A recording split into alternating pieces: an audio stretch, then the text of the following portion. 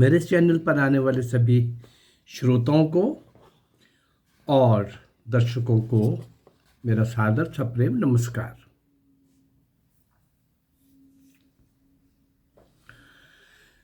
भारत की स्वतंत्रता संग्राम में जिन महान सपूतों ने एक लंबी श्रृंखला के अंदर अपनी सर्वस्व न्यौछावर करने वाले लोगों ने एक कड़ी बनाई, एक बहुत बड़ी पंक्ति खड़ी की पूरे देश के अंदर। 1757 से 1947 तक 190 साल के इतिहास में ऐसे बहुत लोग अज्ञात भारत माँ के वो सपूत जिन्होंने अपने आप को पूरी तरह से देश की स्वतंत्रता के लिए खपा दिया, खत्म कर दिया। कुछ को काला पानी की जेल के अंदर समाप्त हो गए, मर खप गए, पता ही नहीं चला, वापस ही नहीं आए। कुछ लोग फांसी के तख्ते के ऊपर झूल गए, गांव के गांव जला दिए गए, घर के घर तबाह कर दिए गए, भय और आतंक का माहौल खड़ा कर दिया गया कि कोई भारत के अंदर 1857 की उस महान क्रांति, उस स्वतंत्रता समर के बाद कोई हिम्मत ना करे इस प्रकार की। ऐसा सोचने वाले, कहने वाले लोग, अंग्रेज और फिरंगी, उन्होंने देश के अंदर एक ऐसा माहौल बनाया। लेकिन उतनी ही शक्ति के साथ भारत माँ के सपूत भारत की गोद में विकसित होते रहे, बड़े होते रहे और देश की आज़ादी के लिए अंग्रेजों को बराबर चुनौती देते रहे, ललकारते रहे। इतनी बड़ी राक्षस सत्ताशाही का मुकाबला भारत माँ के कुछ सपूत समय समय पर आते रहे, देश विदेश में भारतीयों को जागृत करते रहे, सशस्त्र क्रांति के लिए धन भी इकट्ठा करते रहे, शस्त्र भी इकट्ठे करते रहे और जान हथेली पर रखकर तैयार करके भारत भी भेजते रहे, खुद भी आते रहे और सारी दुनिया के अंदर भारतीयों को संगठित करते हुए भारत माँ की स्वतंत्रता के बेड़ियों को काटने के लिए सब प्रकार का प्रयास करने वाले वो महान क्रांतिकारी, स्वतंत्रता सेनानी, वीर सपूत, वो नीम के पत्थर जिन्होंने इस स्वतंत्रता रूपी महायज्ञ में अपने आप को आहूत कर दिया। ऐसे उन सब लोगों को जो मैं आपके सामने ला रहा हूं। कल मैंने आपके सामने काकोरी कांड के वो हुतात्माओं को मैंने आपके सामने रखना शुरू किया था। राम प्रसाद बिस्मिल और कुछ और नाम भी आए थे जो काकोरी कांड में, और उन 8-10 के 10 जो नायक थे उन सबको मैं उनके एपिसोड दे चुका हूं। अरे 1-2 नायिकाएं भी थी जो उस कांड के साथ सीधी नहीं जुड़ी हुई थी, लेकिन उनका था। उन नायिकाओं को भी मैं आपके सामने ला चुका हूं।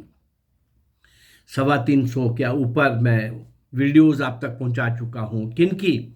उन अज्ञात क्रांतिवीरों की जिनको इस इतिहास के अंदर नहीं रखा गया, जिनको नहीं बताया गया कि देश की आज़ादी के लिए किन भारत माँ के सपूतों ने अपना सर्वस्व न्यौछावर कर दिया था।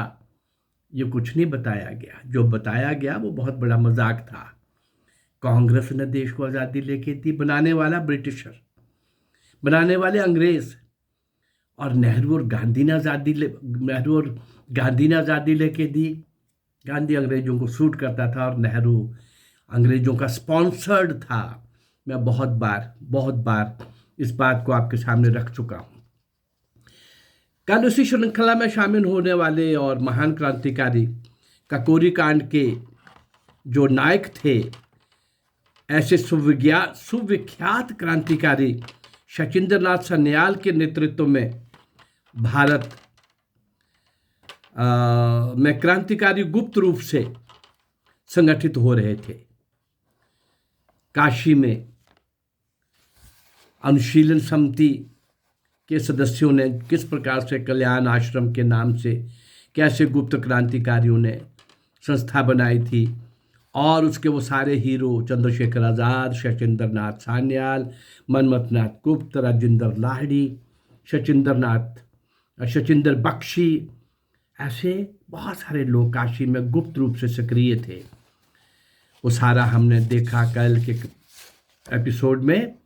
काकोरी कांड, लखनऊ और सहारनपुर के बीच की उस ट्रेन के अंदर काकोरी नाम के स्टेशन पर उसको रोक करके कैसे वो सहारनपुर से चली हुई ट्रेन, लखनऊ जाने वाली ट्रेन, लखनऊ से कुछ देर पहले काकोरी में रोक करके कैसे उन्होंने वो सारा सफलतापूर्वक सरकारी धन लूटने का जो प्लान था उसको पूर्ण करते हुए आगे बढ़े।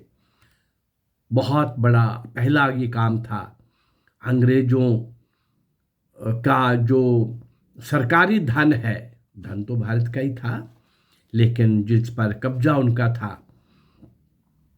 वो यहीं के धन से लेकर, यहीं के लोगों को लेकर के, यहीं के लोगों को खरीद करके, यहीं के लोगों को डरा धमका करके जिस प्रकार का शासन कर रहे थे, हमने देखा कल के एपिसोड में कि किस प्रकार वो सुराग मिला 1.5 महीने के बाद और कैसे वो सब लोग पकड़े गए और कैसे 18 महीने तक मुकदमा चला लखनऊ की अदालत में और किस प्रकार से कितने लोगों को सजा हुई, काला पानी की और फांसी की और आजीवन कारावास की। और पंडित राव प्रसाद बिस्मिल के बारे में हमने बोला था कि क्या थे वो, किस प्रकार से थे वो। भाई परमानंद जी के भाषणों से प्रभावित थे और एक सोमनाथ शास्त्री जो कथावाचक वहाँ आए थे, राष्ट्रभक्त थे, उनके धर्म के साथ साथ देश की उस समय की अवस्था को रखने वाले, बहुत अच्छी तरह से रखने वाले, ऐसे वो महान क्रांतिकारी सोमदेव शास्त्री जो थे, वो किस प्रकार से उनसे प्रभावित हो रहे थे। राम प्रसाद बिस्मिल, और इस प्रकार से आगे बढ़ते बढ़ते किस प्रकार से उसी शाहजहांपुर में जहाँ के राम प्रसाद बिस्मिल थे, वहीं के एक निवासी अशफाकुल्ला खान बिस्मिल के संपर्क में आते हैं और क्रांतिकारी गतिविधियों में सक्रिय हो जाते हैं और किस प्रकार से काकोरी कांड में भी वो शामिल हो जाते हैं। काकोरी कांड के सिलसिले में राम प्रसाद बिस्मिल, अशफाकुल्ला खान, रोशन सिंह और राजेंद्र लाहिड़ी को फांसी की सजा सुनाई गई। राम प्रसाद बिस्मिल जिंदा दिल लेखक थे। जेल में उन्होंने अपनी आत्मकथा लिखी। 19 दिसंबर 1927 को 27 को बिस्मिल को गोरखपुर जेल में फांसी दी गई। फांसी की तख्ते की ओर जाते हुए उन्होंने वंदे मातरम का जय घोष किया। उन्होंने निर्भीकता के साथ कुछ शेर पढ़े। आइए उन शेरों को आज हम स्मरण करने की कोशिश करें। क्या बोले वो? मालिक मेरी रजा रहे और तू ही तू रहे। मालिक मेरी रजा रहे और तू ही तू रहे। बाकी ना मैं रहूं ना मेरी आरज़ू रहे। जब तक के तन में जान, जब तक के तन में जान, रगों में खून रहे, रगों में लहू रहे, तेरा हो जिक्र या तेरी ही जुस्तजू रहे।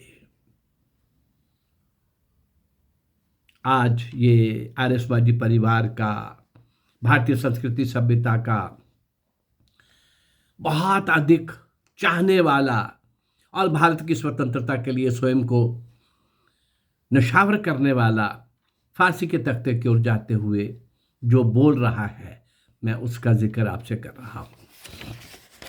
जेल में अक्सर साथियों के साथ वो क्या गुनगुनाया करते थे? सरफरोशी की तमन्ना अब हमारे दिल में है, देखना है जोर कितना बाजुए कातिल में है। सरफरोशी की तमन्ना अब हमारे दिल में है। वक्त आने पर बता देंगे तुझे ऐ आसमां, वक्त आने पर बता देंगे तुझे ऐ आसमां।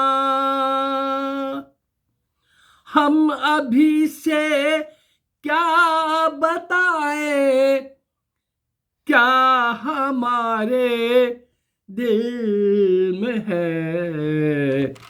सरफरोशी की तमन्ना अब हमारे दिल में है। और प्रतिदिन भगवान से प्रार्थना किया करते थे।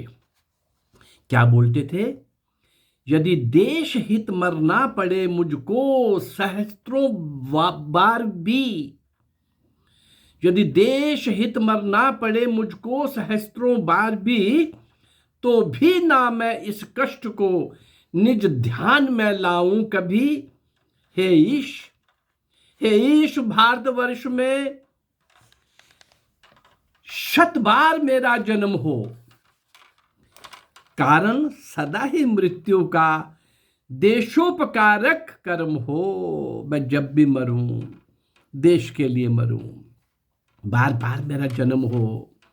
कहा जाता है ना, हिंदू मरता कहाँ है, आत्मा अमर है, शरीर नाशवान है। कपड़े बदलते हैं, आ जाते हैं, दोबारा से आ जाते हैं। पुनर्जन्म पर भी हमारा विश्वास है, कर्म थ्योरी पर भी विश्वास है। और ये चलते हुए फांसी के तख्ते की ओर जाते हुए ईश प्रार्थना जो कर रहे हैं। आइए इसके आगे बढ़ते हैं। राम प्रसाद बिस्मिल के अंतिम शब्दों के साथ हम थोड़ा और आगे बढ़े। एक मुसलमान को भी फांसी चढ़ जाने दो, ये कहने वाला, ये उद्गार, ये शब्द बोलने वाला कौन था?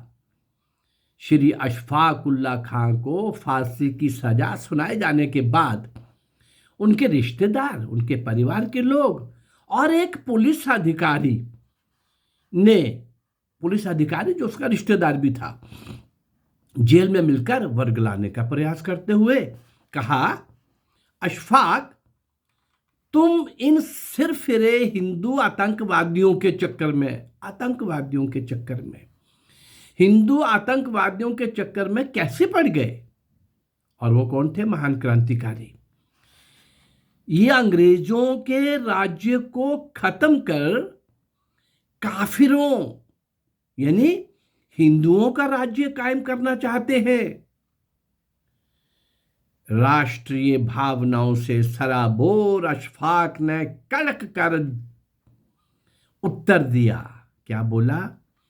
मैं विदेशियों के राज्य की जगह अपने ही भाई हिंदुओं के राज्य को ज्यादा पसंद करूंगा। उन्हें क्षमा मांगकर फांसी से बच जाने का सुझाव देने वाले अपने एक दोस्त से कहा। क्या कहा? अरे भाई, देश की आजादी के लिए, अरे भाई, देश की आजादी के लिए एक मुसलमान को फांसी पर चढ़ जाने दो। 19 दिसंबर को फैजाबाद जेल में उन्हें फांसी दे दी गई। श्री राजेंद्र लाहिड़ी को 17 दिसंबर को गोंडा जेल में और ठाकर रोशन सिंह को 19 दिसंबर को इलाहाबाद जेल में यानी प्रयागराज में फांसी दे दी गई। रोशन सिंह ओम का उच्चारण करते हुए फांसी के तख्ते पर चढ़ गए। उन्होंने फांसी से एक दिन पहले अपनी डायरी में लिखा। क्या लिखा? मनुष्य सत्कर्म में लगा रहे, मरते वक्त ईश्वर की याद रहे, यही 2 बातें होनी चाहिए। मुझे जेल में ईश्वर भजन का खूब मौका मिला है। इससे मेरा सांसारिक मोह छूट गया, कोई वासना बाकी नहीं रही। मेरा पूरा विश्वास है कि दुनिया की कष्टकारी यात्रा समाप्त कर मैं अब आराम की जिंदगी के लिए जा रहा हूं। हमारे शास्त्रों में लिखा है कि जो आदमी धर्म युद्ध में प्राण देता है उसकी वही गति होती है जो जंगल में रहकर तपस्या करने वाले की। उनके शब्द थे, जिंदगी जिंदा दिली को जान ए रोशन, ठाकुर रोशन सिंह बोल रहे हैं, जिंदगी जिंदा दिली को जान ए रोशन, वरना कितने मरते और पैदा होते हैं, वरना कितने मरते और पैदा होते हैं, वरना कितने मरते और पैदा होते हैं। अब ये राम प्रसाद बिस्मिल का, अशफाकुल्ला खां का, राजेंद्र लोहली का, ठाकुर रोशन सिंह का, इनके अतिरिक्त जिनको फांसी की के अतिरिक्त जिनको काला पानी की सजा हुई, जिनको आजीवन कारावास मिला, जो बाकी जेलों में यात्राएं सहते रहे, ऐसे इन सब लोगों को मैंने फिर से समेटने की कोशिश की है। लेकिन मैं इन सब के अलग अलग एपिसोड आपको दे चुका हूं। इन सब वीर क्रांतिकारियों के कारण आजादी मिली, लेकिन बताया गया कि आजादी नेहरू और गांधी ने लेके दी है। इससे बड़ा मजाक और हो नहीं सकता इस देश के अंदर। ना कांग्रेस देश की आजादी दे सकती थी, कांग्रेस को अंग्रेजों ने बनाया था भाई, अपने सुरक्षा कवच के लिए। मुझे लगता है कि इन सब लोगों को हम जो स्मरण कर रहे हैं, भारत माँ के इन सपूतों को, क्रांतिवीरों को, नींव के पत्थरों को, जिनको कोई इतिहास में कहीं स्थान नहीं दिया गया, और इस तरह से इस यूट्यूब चैनल के माध्यम से हम इनको स्मरण कर रहे हैं, आज की पीढ़ी के सामने लाने का प्रयास कर रहे हैं। अगर ये मेरा प्रयास आप लोगों को अच्छा लग रहा है तो मेरे इस चैनल को लाइक करिए, सब्सक्राइब करिए और इसको शेयर करिए। नमस्कार, जय भारत।